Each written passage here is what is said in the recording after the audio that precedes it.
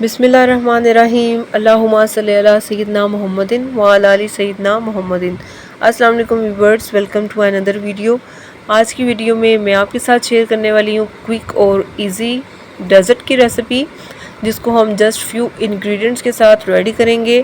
साथ ही साथ मैं आपसे शेयर करूँगी कि रेस्टोरेंट्स में बनने वाले शाही टुकड़े किस तरह से डिफरेंट होते हैं घर में बनने वाले शाही टुकड़ों से। तो इसके लिए हमें जस्ट फ्यू इंग्रेडिएंट्स की ज़रूरत पड़ेगी और हम इसको झटपट से रेडी कर लेंगे। तो चलें स्टार्ट करते हैं। बेसिकली जो घर में शाही टुकड़े रेडी किए जाते हैं इनका दूध लिक्विड फॉर्म में होता है, और जो रेस्टोरेंट्स में शाही टुकड़े तैयार किए जाते हैं ये थिक फॉर्म में होते हैं। तो यहाँ पे मैंने 1.5 लीटर दूध लिया है, और साथ ही मैंने दूध को थिक करने के लिए कस्टर्ड यूज़ किया है। कस्टर्ड मैंने 2 फ्लेवर्स में लिया है, टोटल 60 ग्राम्स कस्टर्ड जाएगा। आप कोई भी फ्लेवर यूज़ कर सकते हैं। चीनी यूज़ की है मैंने, बादाम यूज़ किए हैं गार्निशिंग के लिए, और ब्रेड के स्लाइस मैंने यहाँ पे 6 अदद स्लाइस लिए हैं। आप चाहें तो थोड़ी इनकी क्वांटिटी ज़्यादा भी कर सकते हैं। मैंने जो स्लाइसेस थे इनके एजेस रिमूव कर लिए। एजेस रिमूव करके इनको मैंने दरमियान में से कटिंग कर लिया है। आपने सेम इस तरह से कटिंग करके इसको ये शेप दे लेंगे।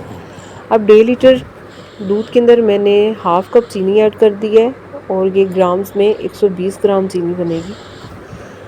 अब ठंडा दूध लेके तकरीबन हाफ़ कप इसको मैं कस्टर्ड में ऐड कर लूँगी, और हम ये कस्टर्ड की एक स्लैरी रेडी कर लेंगे। बेसिकली जो कस्टर्ड को हम ठंडे दूध में, यानी कि जो नॉर्मल टेम्परेचर पे होता है दूध, उसमें इसको मिक्सर इसके स्लैरी को रेडी करेंगे। अगर हम इसको गर्म दूध में रेडी करेंगे तो इसके लम्स बन जाएंगे। मैंने यहाँ पे 2 फ्लेवर लिए हैं जो कि कलर में सेम है। एक वनीला फ्लेवर है और दूसरा मैंगो फ्लेवर है। ये मैंने आपको दिखाने के लिए लिए हैं। कस्टर्ड बेसिकली कॉर्नफ्लोर की ही एक फॉर्म होती है, जस्ट इसमें कलर ऐड किया जाता है येलो, और साथ ही इसमें फ्लेवर ऐड कर दिया जाता है। मैं यहाँ पे अब पैन में ऑयल डाल रही हूँ और ब्रेड को फ्राई करूँगी 30 सेकंड्स के लिए।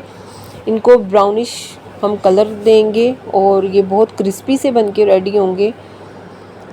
तकरीबन 30 सेकंड के अंदर ये दोनों साइड से बहुत अच्छे से ब्राउन हो जाएंगे। और ये प्रोसीजर हमें कॉन्स्टेंटली करना होगा, क्योंकि ये बिल्कुल भी जलने नहीं चाहिए। जलने से जो इनका टेस्ट है ये टोटली डड हो जाएगा, और आपको वो टेस्ट बिल्कुल नहीं मिलेगा जो ओरिजिनल शाही टुकड़ों में इसका टेस्ट मिलता है। तो मैं थोड़े थोड़े करके ये सारे फ्राई कर लूँगी। इजीली जितने पैन में ये आ सके आप उतने डालें और उनको फ्राई कर लें। अगर आप बहुत ज़्यादा रश कर देंगे तो फिर इनका जो हम टारगेट कलर है हम उसे अचीव नहीं कर सकेंगे। सो आपने इसको सिर्फ उतने ही डालने इसके अंदर स्लाइसेस जितने ईज़िली इसके अंदर फ्राई हो सकें।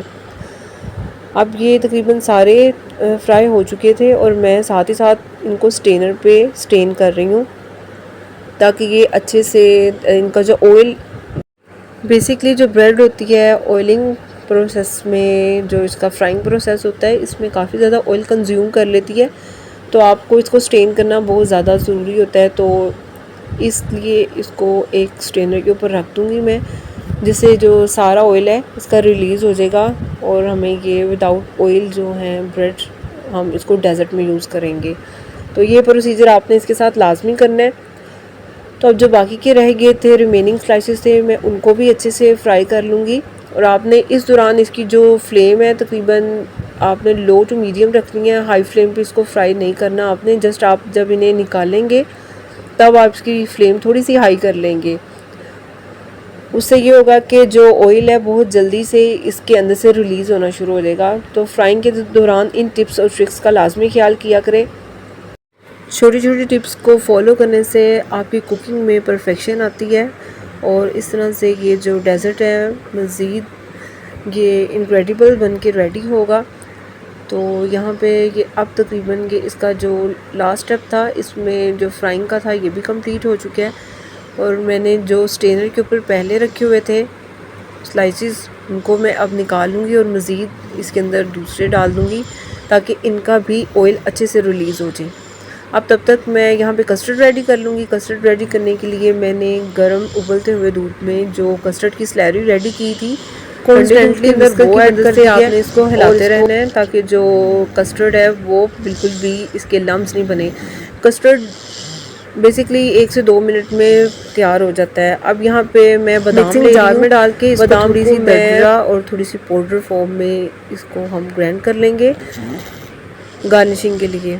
आप चाहें तो इसके अंदर पिस्ता भी ऐड कर सकते हैं, और चांदी के वर्क आपको अवेलेबल हों तो इट्स बेस्ट आप उसको भी डेकोरेशन के लिए यूज़ कर सकते हैं। अब मैं यहाँ पे इसकी डेजर्ट की असेंबलिंग करूँगी। यहाँ पे मैंने जो स्लाइसेस थे जिनको मैंने स्ट्रेन कर लिया था पहले, मैं उनको असेंबल करूँगी। नीचे बेस में इन हम स्लाइसेस को रखेंगे जो हमने फ्राई किए हैं। पहले एक बेस ये रेडी करेंगे, देन उसके ऊपर हम जो कस्टर्ड रेडी किया है वो ऐड करेंगे। मैंने कस्टर्ड 2 फ्लेवर्स में ऐड किए हैं, एक वनीला में और एक मैंगो में। बेसिकली इनके जो कलर हैं वो सेम है, दोनों के ही येलो कलर हैं। ये कस्टर्ड मैंने आपको पहले भी एक्सप्लेन किया था कि जो कस्टर्ड होता है ये बेसिकली कॉर्नफ्लोर की ही शेप होती है, उसी की फॉर्म होती है। जस्ट इसमें एसेंस ऐड किए जाते हैं और इसमें येलो फूड कलर ऐड किया जाता है। यहाँ जो भी आप फ्लेवर ले रहे हैं, बनाना फ्लेवर ले रहे हैं तो उसमें ग्रीन फूड कलर ऐड कर दिया जाता है, स्ट्रॉबेरी में पिंक ऐड कर दिया जाता है। बट ये होता एक कॉर्नफ्लोर ही है, यानी कि थिकनेस के लिए यूज़ किया जाता है। कॉर्नफ्लोर को भी हम यूज़ कर सकते हैं इसमें अगर आपके पास कस्टर्ड अवेलेबल नहीं है, लेकिन कस्टर्ड से ये है कि आपको एक फ्लेवर मिल जाता है। सो आप कस्टर्ड ही इसमें ऐड करें और अपनी पसंद का फ्लेवर आप ऐड कर सकते हैं। अब मैंने जो बेस में मैंने ब्रेड लगाई थी फ्राई वाली, फिर ऊपर मैंने वनीला कस्टर्ड ऐड किया। देन अब सेम स्टेप को मैं रिपीट करूँगी। अब फिर से मैं इसके अंदर जो ब्रेड के स्लाइसेस हैं उनको ऐड कर रही हूँ और उसके ऊपर अब मैं मैंगो कस्टर्ड जो है उसको अच्छे से मैं फैला दूँगी। जो स्लाइसेस हैं इनको अच्छे से कवर होना चाहिए कि कोई भी स्लाइस आपको नज़र नहीं आना चाहिए, क्योंकि जब कुछ देर बाद हम इसको जब फ्रिज में रखेंगे तो ये इतने अच्छे से एक डेजर्ट की फॉर्म में आ जाएगा और ठंडा होने के बाद इसको कोई भी बासानी गैस नहीं कर सकता कि आपने इसमें ब्रेड के स्लाइस यूज़ किए हैं। ये इतनी बजट फ्रेंडली रेसिपी है जो कि आप घर में इंस्टेंट रेडी कर सकते हैं डेजर्ट के लिए। जब भी आपका दिल चाह रहा हो कुछ मीठा रेडी करने को, या किसी दावत में या गेस्ट के लिए आपको फटाफट सी स्वीट डिश रेडी करनी हो, so you can easily utilize these bread slices and custard for the easiest and incredible dessert recipe। Restaurants में भी आपको जब ये चिल करके सर्व की जाती है, आपको बहुत एक्सपेंसिव आपको ये रेसिपी जो होती है मिल रही होती है। ये डेजर्ट की डिश आपको बहुत एक्सपेंसिव सर्व की जाती है, तो आप इसे बआसानी घर में कुछ इंग्रेडिएंट्स को यूज़ करके रेडी कर सकते हैं। अब मैंने यहाँ पे जो आलमंड से कुछ पाउडर फॉर्म में रखे थे और कुछ दरदरा सी फॉर्म में रखे थे, दोनों की मिक्सिंग फॉर्म है, उसको मैं यहाँ पे इसकी डेकोरेशन करूँगी। इसके जो कॉर्नर्स में इसको मैं अच्छे से कवर कर दूँगी और फिर इसको इसके मिड में भी इसकी मैं डेकोरेशन कर दूँगी। So it totally depends on your preference कि आप ड्राई फ्रूट्स में किस ड्राई फ्रूट को ज़्यादा प्रेफर करते हैं या लाइक करते हैं, आप उसको यूटिलाइज़ कर सकते हैं डेकोरेशन के लिए। आप पिस्ता भी यूज़ कर सकते हैं इसी तरह से पाउडर फॉर्म में और दरदरा सा उसको कूट कर, और कोकोनट पाउडर भी यूज़ कर सकते हैं। और अगर चांदी के वर्क हो आपके पास अवेलेबल हैं then you must utilize them.